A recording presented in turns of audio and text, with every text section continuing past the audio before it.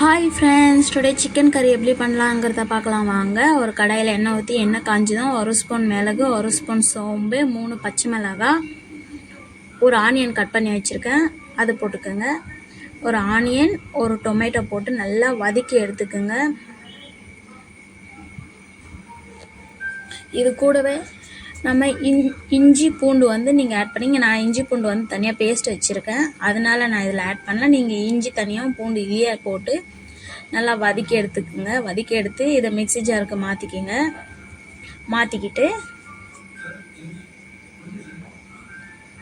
அதே கடாயில் கொஞ்சம் எண்ணெய் ஊற்றி பட்டை, லவங்கம், கிராம்பு எல்லாம் போட்டுக்குங்க.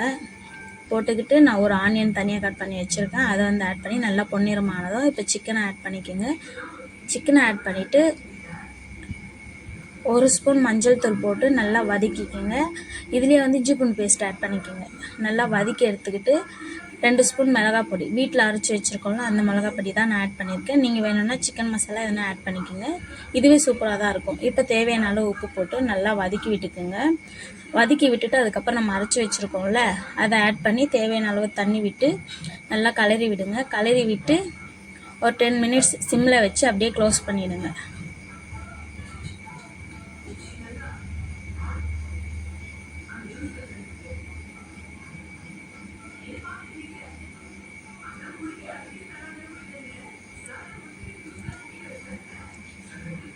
இப்போ எடுத்து பாருங்கள், எவ்வளோ சூப்பராக வந்திருக்கு பாருங்கள். அவ்வளோதான், சிக்கன் கறி ஈஸியாக ரெடி ஆகிடுச்சு. இப்போ இதில் கொத்தமல்லி தூவி நல்லா கலரி விட்டு எடுத்திங்களான்னா சிக்கன் கறி ரெடி.